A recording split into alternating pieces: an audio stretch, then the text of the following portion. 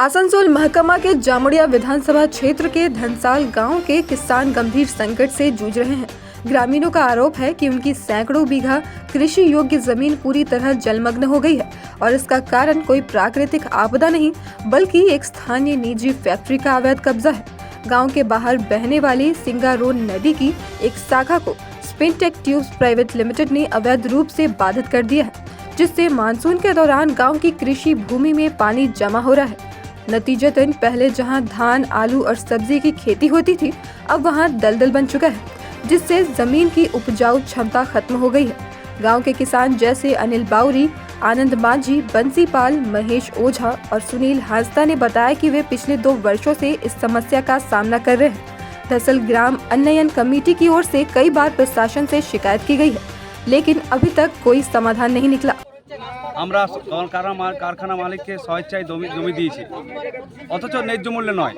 আজ থেকে 10-15 বছর আগে জমি কিনেছে, কেউ হয়তো কম দামে কিনেছে, এখন হয়তো বর্তমানে বেশি দামে কিনছে। কিন্তু আমাদের তারপরে ব্যাপারটা হচ্ছে আমাদের গ্রামের জমির ব্যাপারে আমাদের কাজের দাবি ছিল যে আমরা জমি দেবো, আমাদের কারখানাকে আমাদের লোক নিগম করতে হবে। তো এরা মিথ্যা বারবার প্রতিশ্রুতি দিচ্ছে যে আজ নেবো কাল নেবো, কিন্তু কোনো ভ্রুক্ষেপ নেই। হ্যাঁ, নাকের দোকানের মধ্যে বড় বড় গাড়ি ঢুকছে আমাদের এই গ্রাম ও রাস্তার মধ্যে। রাস্তাটা কি হাল হয়েছে আপনারা দেখলে দেখাবেন, চলুন দেখিয়ে দেবো। রাস্তার বেহাল অবস্থা হয়ে গেছে, যেটা গ্রাম্য রাস্তা সেখানে হেভি ওয়েট গাড়ি যায় কি করে। তারপরে আমাদের যে একটা ছোট নদী ছিল সেই নদীটা ভরাট করে দিয়েছে। নদীর যে নদীতে জলটা মানুষ গরু ছাগল যে খাবে চান করবে পর্যন্ত, সেটা এখন বিশুদ্ধ হয়ে গেছে। তারপরে আমাদের যে পার্শ্ববর্তী গ্রাম, আমাদের যে গ্রাম্য রাস্তা ওরা কভার করে নিয়েছে। যে রাস্তায় আমরা পাশের গ্রামে যেতাম হয়তো বিভিন্ন অনুষ্ঠানে, কোনো সে বাসন্তী পূজায়, কোনো কীর্তন, সেই রাস্তা পর্যন্ত ব্লক করে দিয়েছে। তারপরে বিভিন্ন আমাদের কারখানার ভিতরে যেসব মানুষ আমাদের গ্রামে এখনও জমি দেওয়া হয়নি, সেই জমিগুলো পর্যন্ত ঘেরা করে দিয়েছে। আমরা চাষ করব কি করে? আবার সেই চাষ করবো, ওদের বিষাক্ত জল আমাদের মাঠের উপর পড়ছে, তা আমরা কী করে সহ্য করতে পারি বলুন? তারপরে ব্যাপারটা হচ্ছে আমাদের গ্রামের সামনে যে কারখানা, আমাদের গ্রামের লোক জমি দিয়েছে, সেই বিকল্পের রাস্তায় কোনো কাজ নেই। কাকে কাকে জানিয়েছেন আপনারা? অনেক ভিডিওকে জানিয়েছি, আমাদের পুলিশ প্রশাসনকেও জানিয়েছি, কিন্তু কোনো কানা উত্তর দেয়নি। আমরা চাইছি আপনাদের মাধ্যমে আমাদের খবরটা ওদের কানে পর্যন্ত পৌঁছুক, যাতে আমরা সত্তরে এটা কোনো নেতা মন্ত্রী বা এখানে না, নেতা নয়, আমরা সারা গ্রাম আছি, কোনো নেতার মধ্যে না। জানিয়েছেন কাউকে? হ্যাঁ, নেতাকেও জানিয়েছি।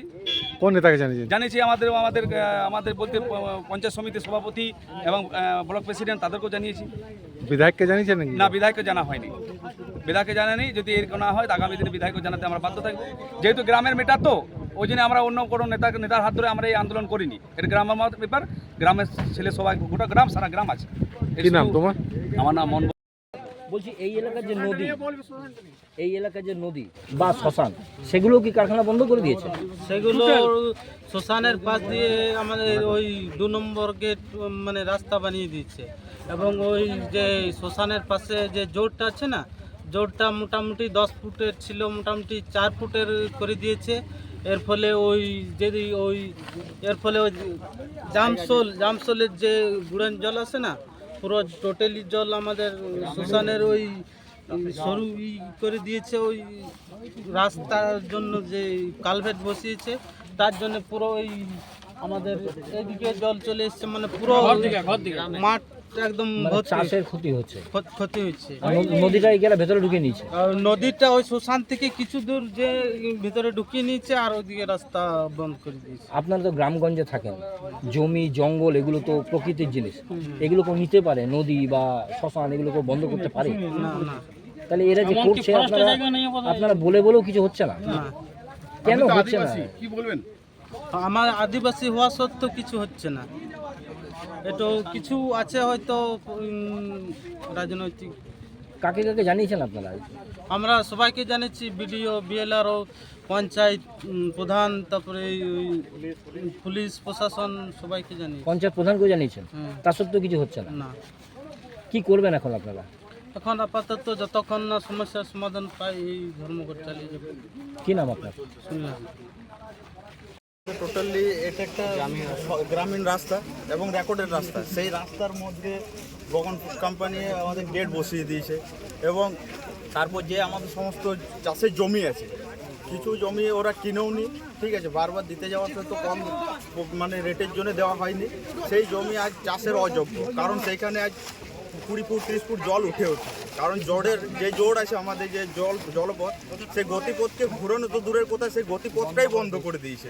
সেই কারণে আজ গ্রামের মানে সমস্ত যে আমাদের জমি আছে, চাষের জমি, সেই জমিতে জল এত পরিমাণে জমে গেছে যে সেটাকে টোটালি ভাবে চাষের অযোগ্য করে তুলে। তো ওই জোরটা কি কারখানা নিয়ে নিয়েছে বা নিজের মধ্যে ঢুকিয়ে নিয়েছে? হ্যাঁ, কারখানা নিজের মধ্যে রেখে সেটাকে টোটালি ব্লক করে দিয়েছে। তো এবারে এই যে সমস্যাগুলো, এগুলো তো বহু লোককে আপনারা বলেছেন, নিশ্চয়ই। কিন্তু এখনো পর্যন্ত কিছু হচ্ছে না কেন? এখনো পর্যন্ত কোনো ফলাফল পাইনি। কেন হচ্ছে একদম না? Result zero. ধরুন এমএলএ আছে, বিডিও আছে, বিএলআর আছে, সমস্ত আমরা দপ্তরে গিয়ে বোধে অ্যাপ্লিকেশন দিয়ে লিখিতভাবে সমস্ত কিছু দেওয়ার পরও কোনো রকম ফলস্বরূপ কিছুই পাইনি আমরা। তো কেন হচ্ছে না? কি মনে হচ্ছে সোর্সের মধ্যে ভূত আছে? এখানে টোটালি সোর্সের মধ্যে ভূত হয়ে আছে, কারণ সোর্সের মধ্যে ভূত না থাকলে এত যখন আমরা লিগ্যাল ফাইট করেছি তার একটা কিছু মানে 20% হলেও আমরা রেজাল্টের আশা রেখেছিলাম, কিন্তু আজকের ডেটে আমরা দেখছি জিরো। 3 বছর ধরে আমাদের এইভাবে কথাবার্তা চলে যাচ্ছে, বাস আমরা প্রতিশ্রুতি ছাড়া আর কিছু পাচ্ছি না। তো এই যে হচ্ছে না, এর জন্য গ্রামেরও কিছু মানুষ কি জড়িত আছে? হ্যাঁ, নিশ্চয়ই মনে হয় আমাদের সন্দেহভাবে এইভাবে থাকতেই পারে, তাছাড়া কেন এরকম পরিস্থিতি দাঁড়াবে। প্রশাসনের তো উচিত আপনাদের জন্য কিছু করা, বিডিও, বিএলআরও, এমএলএ বা প্রশাসন যারা আছে, কিন্তু কোনো রকমই আমরা কারোর কাছ থেকে ফলস্বরূপ করছি পাইনি এবং পাচ্ছিও না, আগামী দিনে জানি না পাবো কি না। বা সেই কারণে আজ আমরা গ্রামবাসীরা মিলে সমস্তভাবে আমাদের এই আন্দোলন শুরু করেছি। আপনাদের রাস্তা জমি ছেড়ে রাস্তা জমি ছেড়ে দিতে হবে, আমাদের রাস্তা জমি এবং আমাদের যে গ্রামের জোর আছে সমস্ত জল ওই দিক দিয়েই বেরোয়, সেই সমস্ত জিনিস আমাদেরকে পুনরায় ফিরিয়ে দিতে হবে। কি নাম আপনার? আমার নাম তন্ময় বাউরি। কারখানা কর্তৃপক্ষ বন্ধ করে দিয়েছে এবং যে জোর নদী, সেই নদী সম্পূর্ণ বন্ধ করে দেওয়ার ফলে প্রায় 160 বিঘা জমি জলমগ্ন, চাষ করতে পারেনি। কি বলবেন? আচ্ছা, এটার ব্যাপারে আমিও সম্প্রতি একটা পিটিশন পেয়েছি, আমরা এটা খতিয়ে দিচ্ছি, আমরা উদ্বোধন কর্তৃপক্ষকে জানিয়েছি, আমি দেখছি বিষয়টা আরও ডিটেলে। বলছি, জোর নদীকে ক্যাপচার করতে পারে কারখানার ভিতরে, এটা করা যায়? এটা হয় বলে আমি জানি না, শুনি। যদি হয় সেক্ষেত্রে কোনো ব্যবস্থা নেবেন? সেটা নিশ্চয়ই আমি উদ্বোধন কর্তৃপক্ষকে জানিয়েছি, ওনারা যেরকম আমার নির্দেশ দেবেন আমি নিশ্চয়ই সেভাবে ব্যবস্থা করব। ধন্যবাদ।